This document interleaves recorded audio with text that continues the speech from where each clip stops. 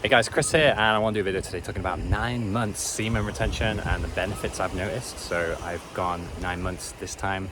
Last time I did a video last year, I went 6 months, and that sort of ended not too long after that. This 9 months has been, again, more incredible, and it just shows you that the longer you go, the next time you can go even longer and you can learn from your mistakes. And I like to think 9 months is a very special amount of time. I spoke to someone who's an expert in this and who's done quite a few years, and said 9 months is really important because that's how long it takes to create life. So in getting to this point, even in the last couple of weeks, you know, it's been an amazing journey. And I would say some of the things that I've learned are, it's taught you a lot more about yourself and how to respect yourself, how to love yourself more, which comes down to that respecting and boundaries and all of these things. And I think a lot of the stuff that's said around women attraction and attracting women and blah, blah, blah. But as you begin to love yourself, respect yourself more, boundaries, you know that you narrow it down to the type of person you want to meet, the type of people you want to meet. And semen retention wants you to get this. It wants you to have the absolute most abundant amount of energy possible. And it will just make things more clearer to you. And I think also, if you're in this cycle of releasing your energy, you're going to be on a bit of a low, and then you need a week to get the energy back up, the testosterone up again. You're going on, you're eating junk food, you're drinking lots of coffee, you're doing this stuff that you're just trying to get your energy back up. So without all of that, it works well. And then you start to see more and more. I talked on this channel about cutting out coffee and cutting out other things that are dopamine, like watching too many YouTube videos. Eventually this stuff just becomes second nature to you because you're just more aware of where the leaks are. And particularly with your relationships, friends you've had for years, people maybe who've annoyed you, just drop out of your life because the boundaries are there. And the boundaries are like, this is what I'm going to accept. And I accept other people and their limits, and I can't change people, I can't control people, I can just control my own boundaries and my own reactions to things. So there's a lot of things said, I think, out there. We're doing a video different to other videos I've seen around relationships and maybe just isolating and going to the gym and building up your energy and staying quite solo. But I've actually found in this 9 months relationships, like the key parts of my growth. And I'm not talking just about intimate relationships, I'm talking about with your friends and people you meet. You are just going to attract certain type of people on a certain vibration, which are going to trigger something in you or give you some sort of growth.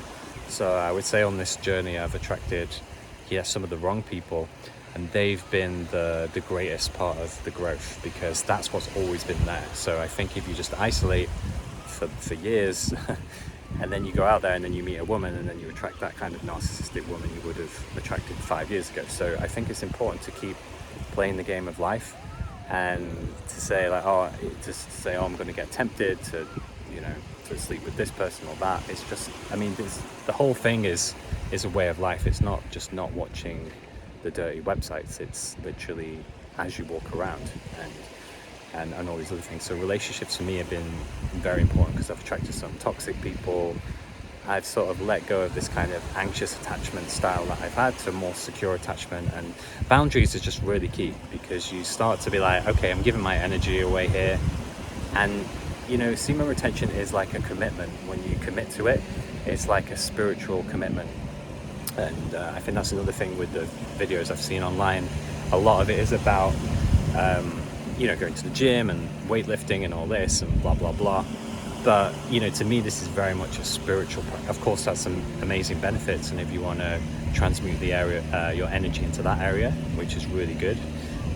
But ultimately, it is a spiritual practice, and the spiritual benefits, the healing benefits, are massive.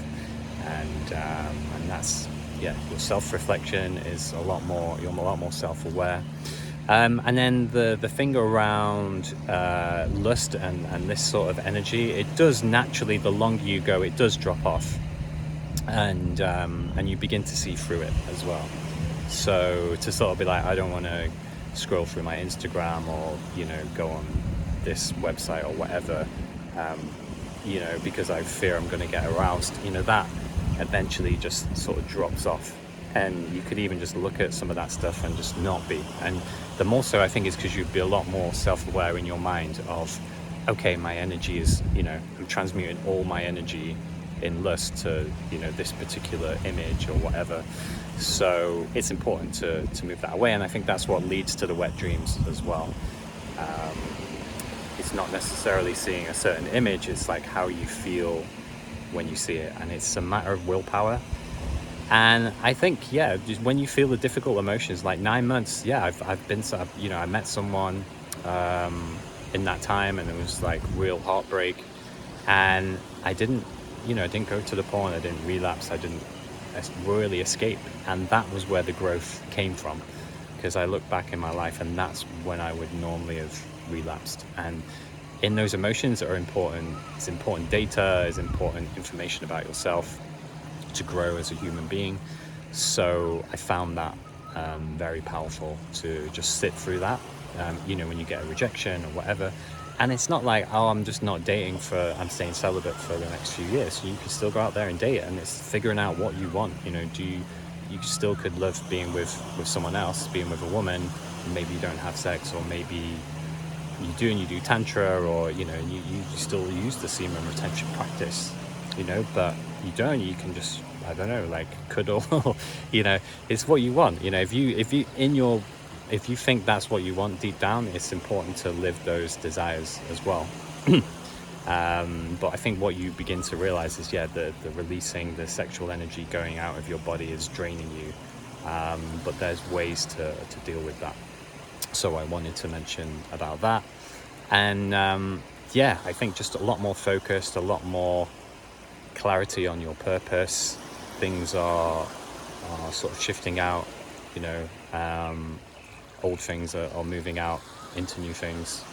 So it's been a great journey. And I think semen retention, the overall point is it wants you to get it. It wants you to be the best version of yourself. And I think as long as you have that, it is true power. Because when you wake up the next day and you see a beautiful woman, or you run into a great opportunity, or you're doing some event and you've just lost all your energy, it's such a weak place to be in. And it's always good to know that you have this at the end of the day. And also to know that another day is just another day as well. You can have a really bad day, and then the next day is a new day. So that's what I want to share. And I hope you enjoyed this video, and I will catch you soon.